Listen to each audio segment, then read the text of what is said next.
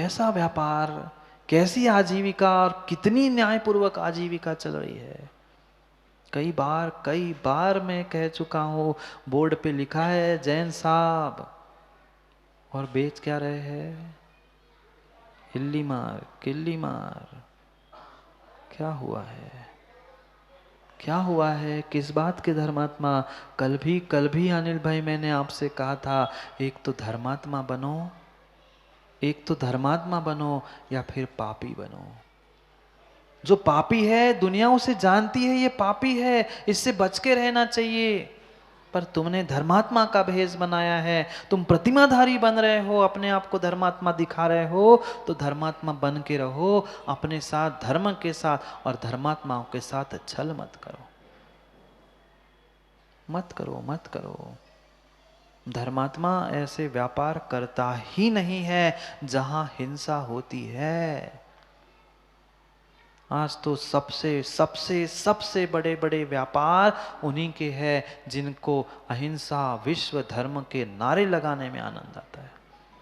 खोज के देख लेना, पूरे भारत का इतिहास, क्या पूरे देश भर का इतिहास खोज के देख लेना।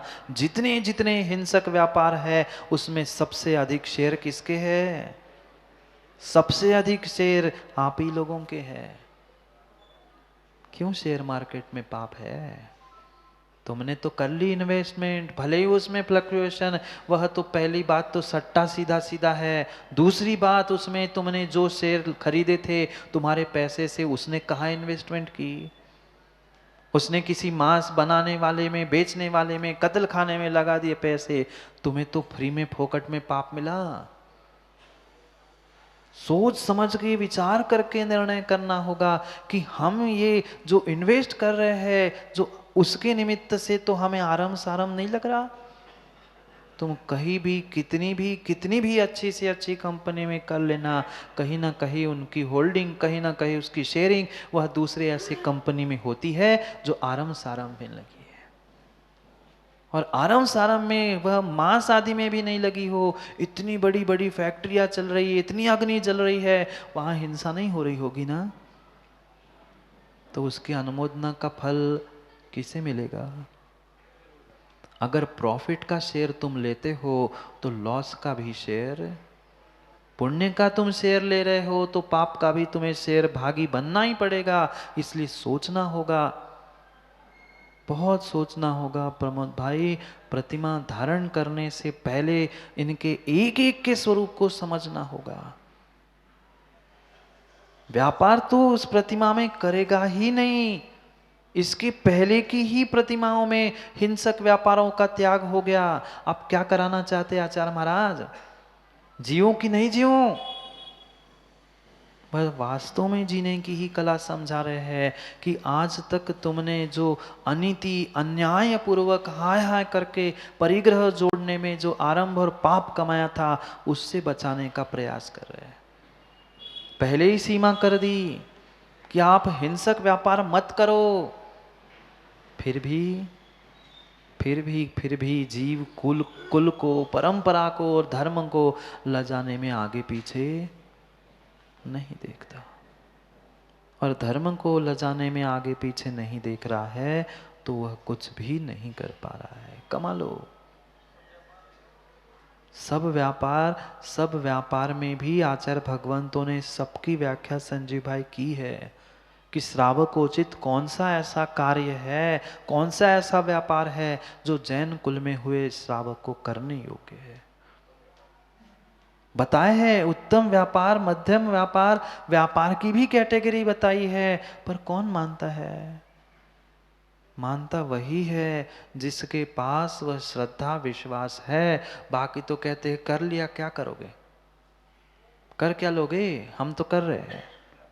और ये समस्या है सबसे बड़ी कक्का कि फिर बड़ा आदमी करता है तो देख के छोटा करता है। समाज छोटे को तो दबा देती है, पर बड़े से चाहिए होता है, उसे कौन क्या कहे। उसकी तो पुष्टि करती है और बेचारे छोटे को दबा के उसकी हालत खराब कर देती। सबके लिए प्रमोद भाई एक सा न्याय क्यों नहीं बनाते? आगम में तो सबके लिए व्यवस्थित व्यवस्थित सब कुछ बनाया है, पर ये वर्तमान की व्यवस्थाओं को समझने की आवश्यकता है। जिसके पास बहुत परिग्रह है, जिसने बहुत परिग्रह जोड़ के रखा है, वह बड़ा बन गया, और जिसने बड़ा त्याग कर लिया वो आज छोटा बन गया। सोचो, विचार करो, ये भेष धारण करना, ये टोपी और धोती दुपट्टा पहन लेना, ये किंचित भी अनिल भाई धर्मात्मा पना नहीं है। दवाई बेच रहे हैं वे, पता नहीं कैसे कैसे कारखाना और क्या क्या आज कर रहे हैं। ये व्यापार तो पहले ही छुड़वा दिया था, अब यहाँ तो बचे हुए व्यापार में भी सीमा कर रहे हैं। जितना जितना वह बचा हुआ असी मसी कृषि विद्या वाणिज्य ये सब कुछ, जब 8वीं प्रतिमा में प्रमोद भाई त्याग हो रहा है, वे आगे की प्रतिमा में मेरे से पूछने क्यों आते हो कि महाराज जी ये व्यापार करूं कि वो व्यापार कर लूं? बता रहे हैं बढ़िया सुप्रभ सागर जी कि नहीं, तुम ऐसा कर लो, यहां से खरीदना वहां से बेचना, तुम ये व्यापार कर लो। वो जो तुम्हें पाप का उसमें आश्रय हो रहा है, साधु जी तुम कहां जा रहे हो? कृत कारित अनुमोदना। भाई व्यापार करते बनता ही, इतना ही व्यापार करते बनता, नौकरी करते बनता, तो प्रमोद भाई छोड़ के यहां क्यों आते? सोचो, विचार करो कि हमारी परिणति श्रावकों की क्या हुई है, और बेचारे करुणा में आके कह गए, बता गए, तो वो भी गए और तुम भी गए।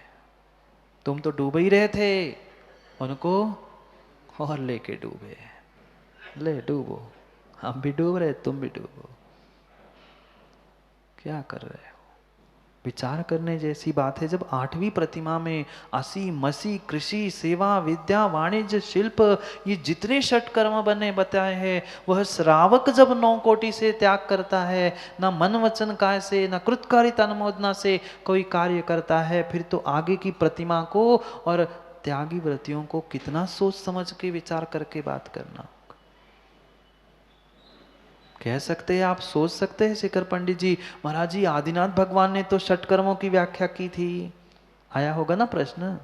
हम पता है ना, मैं बताता हूं चेहरे से किसके मन में क्या प्रश्न आ सकता। आदिनाथ भगवान बनने से पहले जब वह आदिनाथ मात्र पर राज्य कारभार चला रहे थे, तब उन्होंने उपदेश दिया था।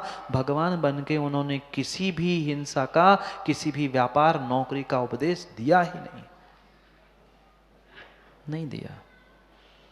मुनिराज बनने के बाद वह जंगलों में यही बता रहे थे क्या कि तुम ऐसी खेती कर लेना, तुम ऐसी बिल्डिंग बना लेना? कुछ नहीं बताया।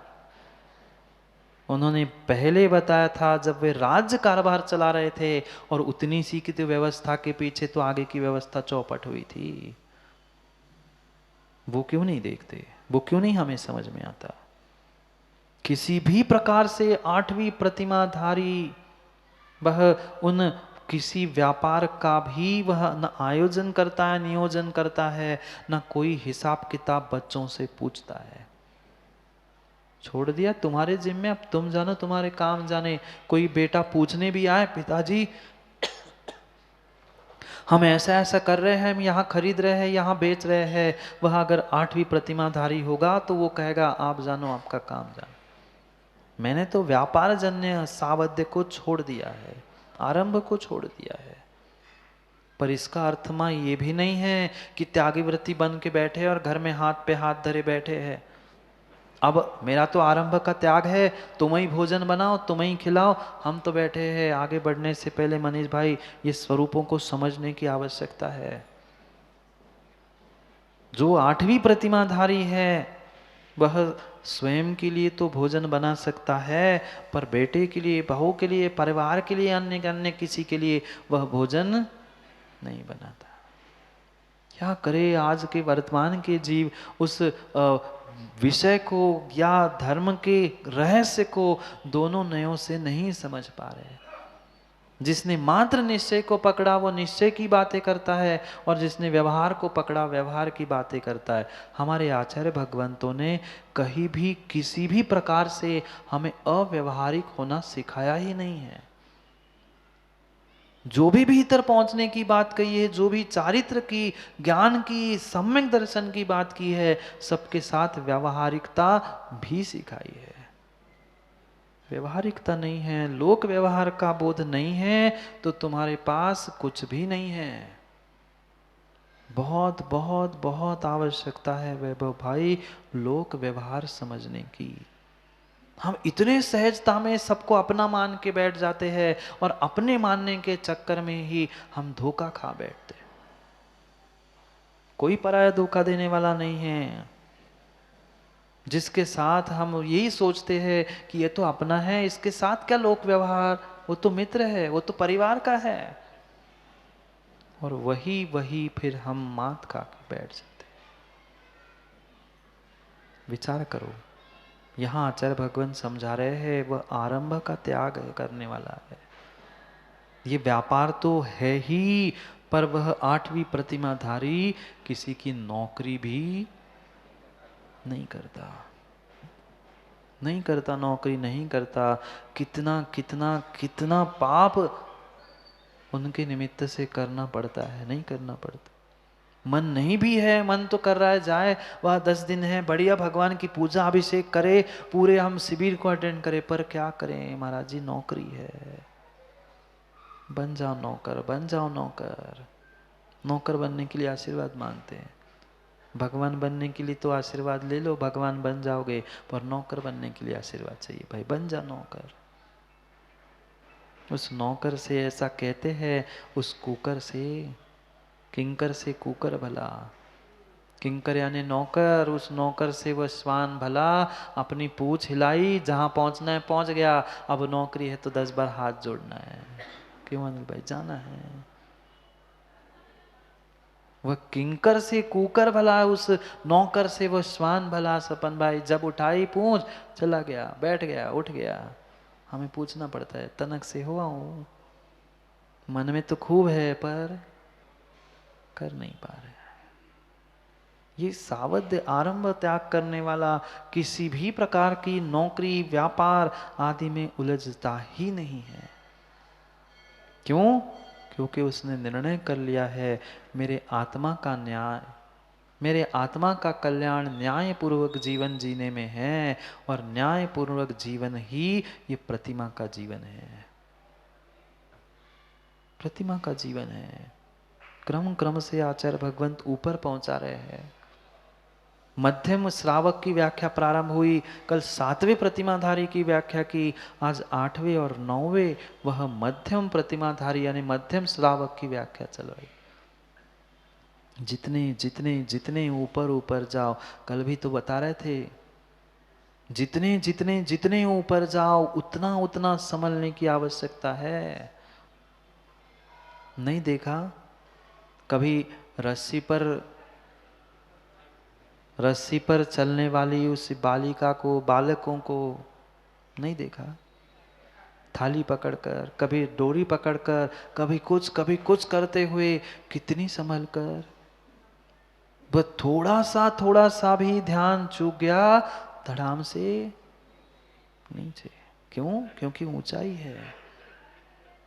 ये श्रावकों को समझा रहे हैं यहाँ शिवकोटि स्वामी कि तुम ऊंचाई को प्राप्त कर रहे हो भाई, अब सोच समझ कर, संभल कर कदम रख लेना। एक कदम चूका, एक चरण चूका कि तुम चरण चारित्र से च्युत हो गए। चरण की बात चल रही, चारित्र की बात चल रही है। संजीव भाई काय की दुकान है? नहीं मैं जानता हूं, पूछ रहा हूं फिर भी। सोने चांदी की दुकान है, और सोने चांदी की दुकान में लाख करोड़ का तो माल ऐसे ही होगा। छोटी सी छोटी भी दुकान होगी तो लाख करोड़ का तो माल सोने चांदी की दुकान में ऐसे ही है।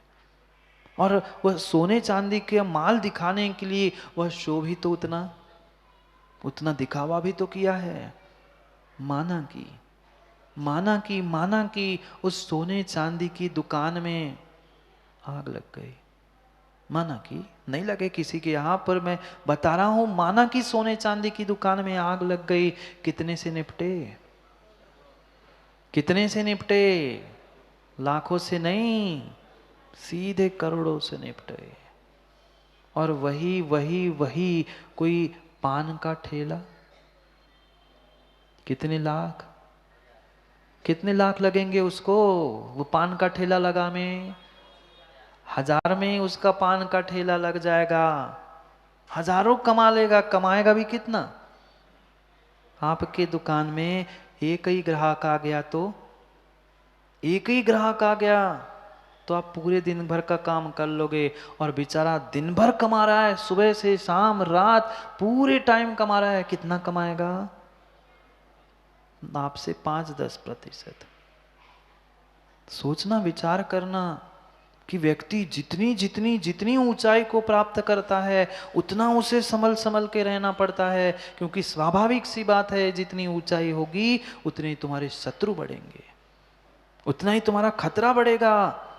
सोने चांदी की दुकान में आग लग गई तो करोड़ों से गए, और उस पान ठेले में लग गई तो हजारों, आधा से ज्यादा 1-8 लाख निपट गए। वो कमाता भी है तो सैकड़ों में कमाता है, 1000 लाख में नहीं। और तुम कमाते भी हो तो लाखों करोड़ों में कमाते हो, गमाओगे भी तो लाखों करोड़ों में गमाओगे। वो गमाएगा क्या गमाएगा? जो पहली सीढ़ी पे गिरा है उसकी कितनी टूटेगी?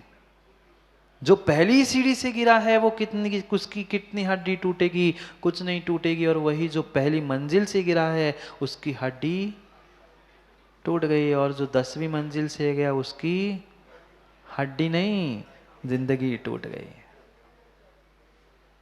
सोच लो, ये ऊंचाई को ले जाने का प्रयास चल रहा है। तुम ऊंचे पहुंचकर, ऊंचे पद पर पहुंचकर अगर अन्याय अनीति को दिखा रहे हो और कर रहे हो तो कहां जाओगे? जितनी ऊपर से व्यक्ति गिरता है उतनी ही उसकी बचने की संभावना कम होती है। ऐसे ही तुम जितने ऊंचे पद से वह गिरने वाले हो, उतना पक्का मान लेना तुम्हारी गति भी वैसी ही दुर्गति होनी है। ऊंचा पद प्राप्त करना है, ये मान सम्मान वह मात्र इसके लिए धर्मात्मा दिखाने के लिए अनिल भाई प्रतिमा धारण मत करो।